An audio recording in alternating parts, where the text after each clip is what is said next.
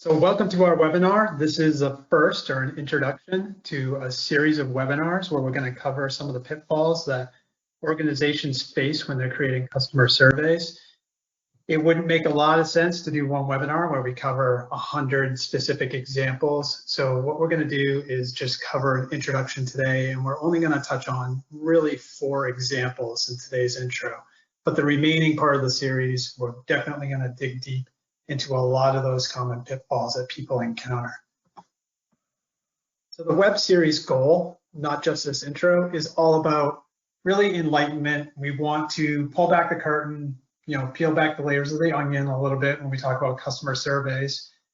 Because the truth is, a lot of people who are working on surveys themselves could be do it themselves type people in terms of pulling the surveys together, and there's just some things they may not have really given a lot of thought to when they're developing these things.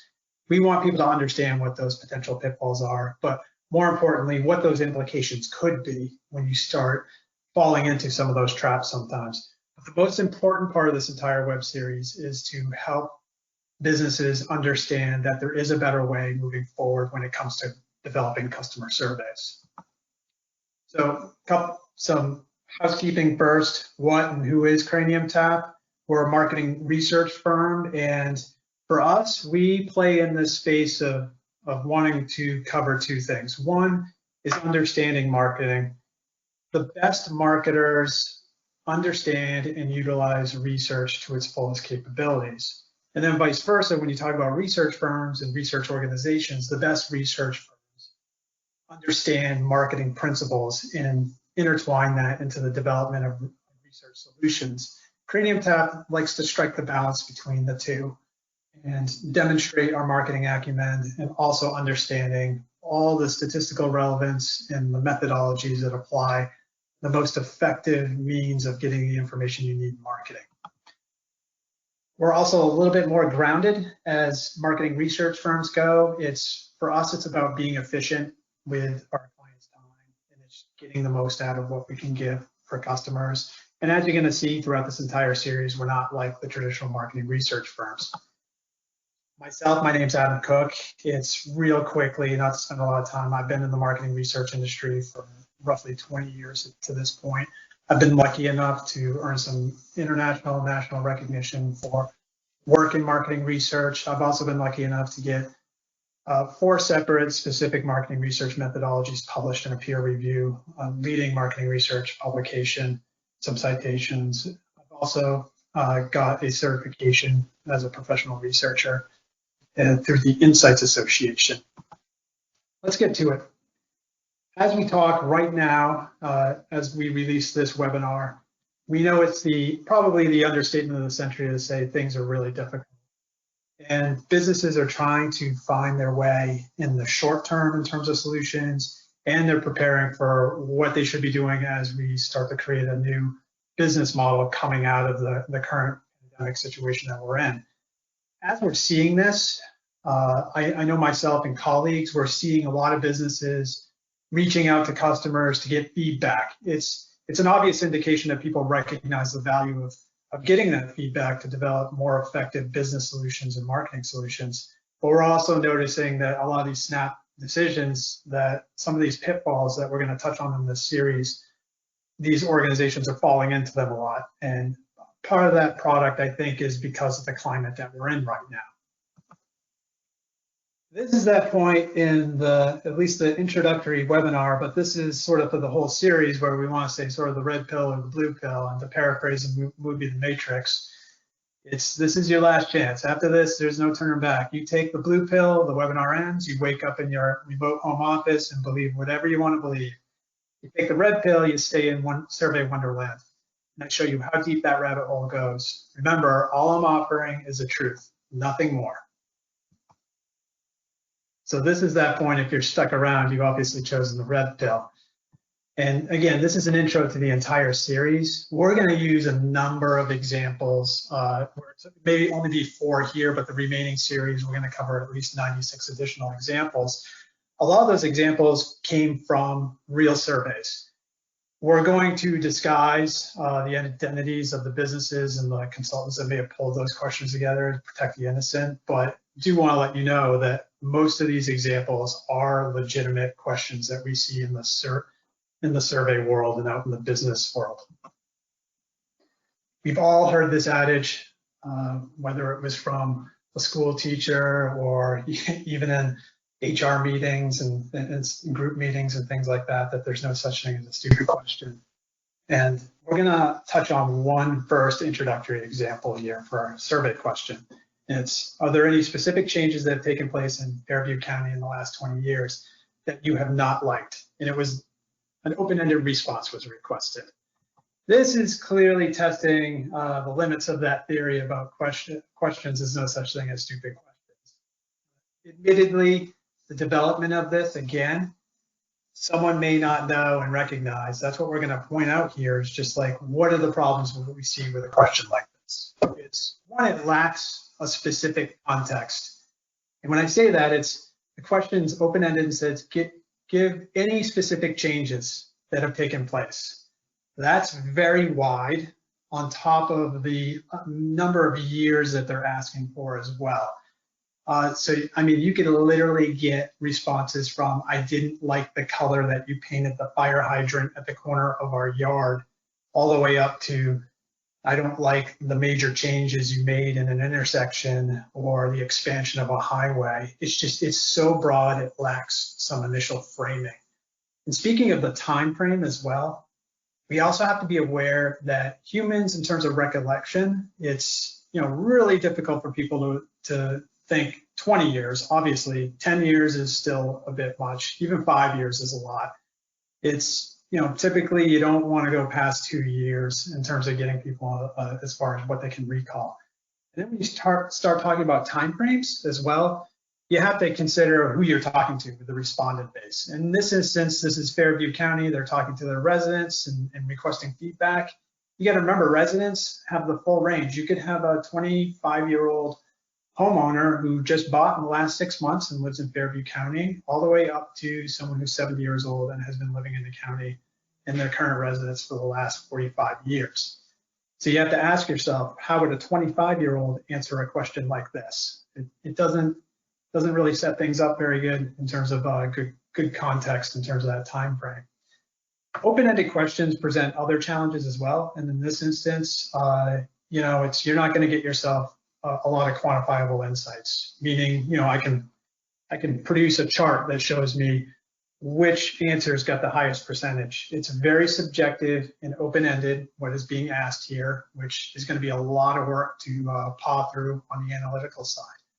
Then the last question you have to ask yourself about an example like this too is, how do you think this might make Fairview County look? Especially if this is going out to residents, I'm a taxpayer, and I get a survey, and then all of a sudden I get presented with a question like this. Doesn't necessarily present Fairview County in the greatest light in terms of how my tax dollars are being spent. So what's important here? Is there an alternative? Yes, there is. And in this instance, the question was so broad, we could go probably 30 different ways. This is our example that we put together as far as, how disruptive did you find the following Fairview County improvement projects completed in the last 2 years? And then we present specific examples of projects that could have occurred within that county, and then have them rate on a scale of, level of disruption it may have caused, not disruptive at all versus extremely disruptive. But then at the end of the question, you still follow up with other Fairview County improvement projects not listed that you found extremely disruptive over the last 2 years. What's great with this alternative, obviously now we're providing specific context. We've identified, improvement projects specifically, and they can see the ones that we want feedback on. It obviously has tightened the time frame a little bit. And I mean, I would even suggest doing it within the last year and be even more reasonable. And then this is obviously going to offer quantitative insights on the back end. Lastly, it also enables us to afford that open-ended opportunity beyond what the measures were in this instance. That's an intro in terms of what we're going to go through a number of questions. I do want to head into, as we start covering more questions, just to reiterate, that I've had a lot of experience in research. I've seen a lot of these pitfalls. You may start to see things that either you have worked on, your marketing department, or other business units that you work closely with. It's not your fault. These are common pitfalls that we see from organizations. The same can be said for even marketing departments. Again, research is another depth and an acumen that has very specific skill sets, and they just may not have given it a lot of thought. And then lastly, you may have even hired a consulting or research firm that could be falling into some of these pitfalls. Again, it's not your fault. If you don't know what you don't know, and that could be the case here, it's just now we want to start arming you with the intelligence to recognize what those potential pitfalls are. Whether you're doing it yourself, a department's doing it for you, or you've hired a research firm to do it for you as well. So this entire premise of the webinar series is designed with understanding what the 3 keys to a successful customer survey looks like. At the top of that, the most paramount thing is developing and creating a positive user experience. Without a positive user experience, you're not going to get the best results, and it's not going to have a positive impact on your brand. You also have to be considerate of making sure you're able to obtain actionable insights from the survey. And you already heard me, that works hand in hand with the user experience. Positive user experience produces better and actionable insights. And lastly, sort of the end game in all this is creating a positive brand experience. But the very nature of a customer survey is an interaction with customers. It's another brand experience. They all work together. And in the end, if you have actionable insights, it will obviously have a positive impact on your brand. If you're creating a good user experience, same thing, but they all work together. And there's a number of things, contributing factors, that create for all 3 of these key components in a successful customer survey. That's the language that you use in the invitations and in general, tied around the customer survey. How the survey in totality is designed, the actual specific language tied to the questions themselves, the question types that you choose and the designs that you use and incorporate with those question types. And then lastly, the different analytical approaches you can use on the back end or the most actionable insights. All these are contributing factors to a successful survey.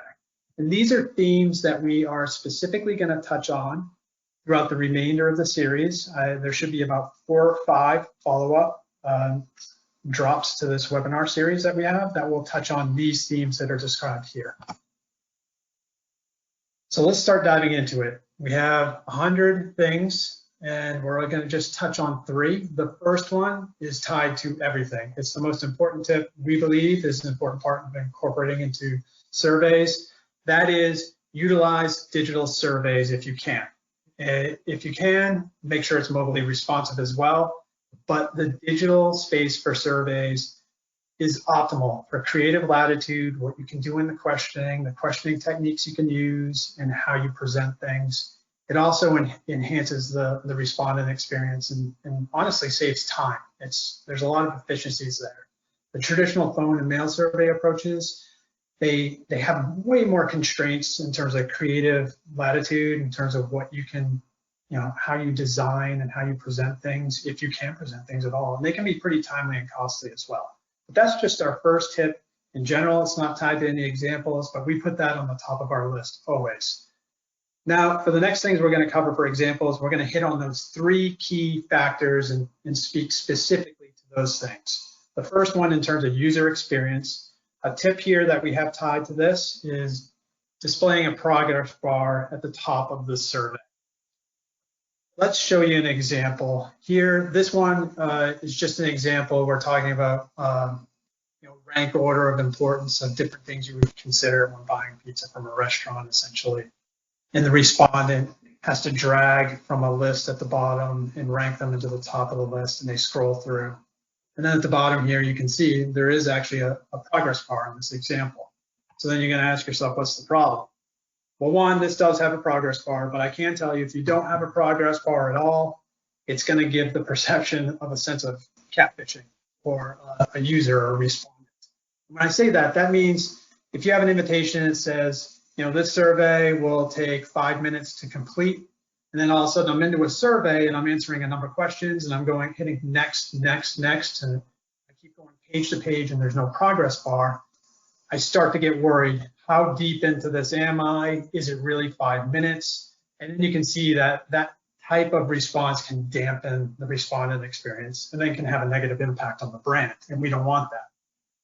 And I also have to say, placing a progress bar at the bottom is probably akin to if someone were going to give a current, weather forecast an hour from now. Doesn't mean much after I've scrolled through an entire page of, it could be, a really long question, or it could have 2 or 3 questions on it. That's my progress to the point where I was when I first got to the page. So what's a solution? The obvious solution, we said at the beginning, the tip, you want to put the progress bar at the top of every page that you have in the survey. I can tell you this now, just having a progress bar, period, research has found that having progress bars helps increase completion rates. They basically act as this barometer and almost like a goal line for respondents. It helps them to understand how realistic of time they've got left in the survey as well. Does it seem reasonable that it's going to hit that initial mark that was established out of an invitation of like 5 minutes or something like that? That helps with the experience. Having it at the top it's a fixed position area as well. You heard me talking about at the bottom of the page. The bottom of the page can vary. Some pages are short, just a simple question. Some have 2 or 3 questions on it. Whenever you have it at the top, it's the first thing you see. It's a fixed position. It will be in the same spot every time. So switching gears to actionable insights. One tip that we have tied here is talking about using modern visual sliding anchor scales versus a traditional 1 to 5 point Likert scale. So let's take a look at an example. We're going to use the same pizza example. It's just rewritten to fit into a Likert scale. In this example, you can see 1 to 5, not at all important, all the way up to extremely important. And then you're able to do the classic radial points, click where you want this on the scale in this example. I'm sure you're all asking what could possibly be the problem with this question. I mean, there's a lot of challenges that tie to user experience and brand, all those components. But when we start talking about actionable insights, a lot of these user experiences can have a negative impact on the results. And when I say that, you look at a Likert scale, it may have radial points. In this instance, on this example one, it can produce like a battleship or a bingo card effect where people sort of doing a hunt and peck and find where they are on that question. And that adds time to a survey. It also presents the challenge of not capturing the subtleties in what consumers may see as differences in all these metrics that may be listed on a Likert scale question like this. And when I say that, you can see there's only 1 to 5 points on that scale. That's, I have to pick between a 4 and a 5. That's a pretty big leap when, the midpoint is only 2 points away from the extreme, from either end. So what's the solution? This is an example that we use and integrate the visual sliding anchor scale. You can see people can subtly move it across the board. In this instance, we use a 0 to 100 scale. You can see the numbers listed in the example. What are the advantages in this in terms of this solution? It helps to eliminate the overwhelming nature of that radial point thing that we were talking about, the hunting and pecking component. It also empowers the respondent to rate things based on visual cues. So they're not as obsessed over, do I give it a 3 or a 4 or 4 or 5? It's really just that visceral, I'm going to drag this bar along until I feel like that's where it falls on my scale. So it helps relieve that stress that sort of a bingo card effect can present.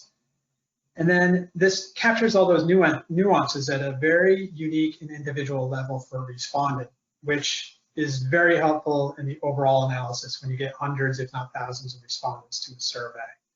It helps to eliminate those unnatural ties as well. And you can see it on this slide here. These are the 2 examples of the Likert scale and the visual sliding anchor scale.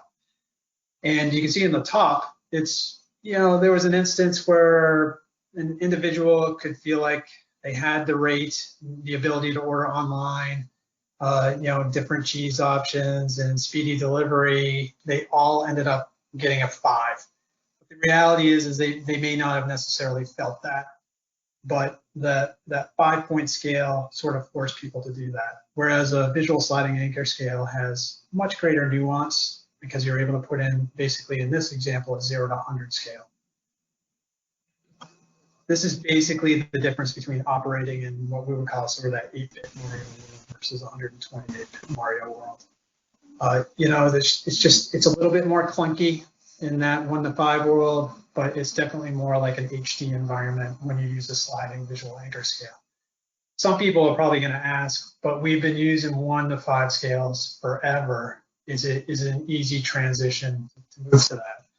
Well, one, you have to have the platform that has this type of scale option available, obviously.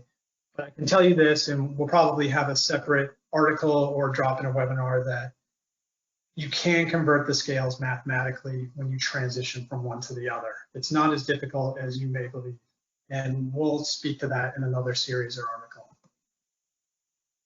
The last example I'm going to touch on is tied to brand impact. And the tip here out of that list of 100, it's be aware of the questions that should have that choose not option, choose not to answer option, excuse me. Some topics are just too sensitive, whether it's financial, sexual identity, or religion, and there's a long list of some pretty sensitive topics out there. You want to make sure that respondents have the ability to opt out. So here's an example. This was actually used in a survey from a children's clothing retailer online in one of their surveys to someone who had bought or purchased items online. And you might be asking yourselves, well, what could possibly be wrong with this question? Well, believe it or not, that's a pretty sensitive question to be asking someone. And this is one of those moments you have to say, again, I hadn't really thought about it before, but it's like, step back. Is this something you're willing to just walk up to anyone on the street and just ask customers? It's just like, are you expecting a baby? And then you're expecting an answer of yes or no. And it's just, that's pretty sensitive. And there's a lot of things that can be going on in the back of households that you just don't want to walk into that trap. The obvious solution in this case is to widen and to offer that choice of, choose not to answer. We took the opportunity to sort of rewrite the question a little bit and give it a little bit more framing. Are you expecting a baby or babies within the next 9 months? Yes, Dad, I'm not sure. Choose not to answer. So those are just 3 examples, single tip that are tied specifically to the user experience, actionable insights, and positive brand impact experience. It's, as you can see, even when I talk through each of them, they all work hand in hand. When all of them are working together, you're going to create the most successful customer survey experience possible. And it has a positive impact across the board, with your customers, with the insights, and with your business. So that leads us into what should you expect from the remaining series. You already heard me touch on it before. We're going to hit on these 5 specific themes moving forward. We may couple 2 or 3 of these themes together in one drop, but we are going to cover those 100 examples. We'll walk through the problems just like we did on these few examples today, but most importantly, show you some examples of solutions to overcoming some of those pitfalls, excuse me. And then we're also going to cover some other marketing research topics as well. You heard me touch on question types with Likert scale. We have a much deeper dive into customers or consumer sentiment. That's just a nice fancy word for how people feel about things, what their perceptions are on stuff, their levels of consideration, levels of interest, things that rate along a scale. What are the most effective question types and how those impact your results? We're going to do a drop on that probably within the next 3 weeks. And then we're going to touch on things like customer segmentation and persona development for organizations, some best practices tied to those. We'll dabble a little bit in the geographic analysis world. We'll touch on some potential pitfalls in the focus group area. There's also different gap techniques available in the research world, and we want to give exposure to what some of those look like. Same idea, are there some pitfalls with some, or are there some more effective gap techniques out there as well? There's also something else we see in the marketing world a lot, and that's a quadrant analysis. It's measuring two different types of metrics against each other and placing attributes in different quadrants that we're going to touch on, and that there's more effective ways to analyze that type of data. We'll also talk about more effective communication testing techniques, how to optimally measure what the potential or actual impact looks like in a market. And then we're going to continue to drop additional types of webinars tied to marketing research and analysis moving forward as well. After you start going through these series and you start to see a lot more examples, obviously we have 96 specific examples moving forward on all these things. What's going to be interesting is start looking at surveys. That moment I talked about earlier in terms of just hadn't really given it a lot of thought before.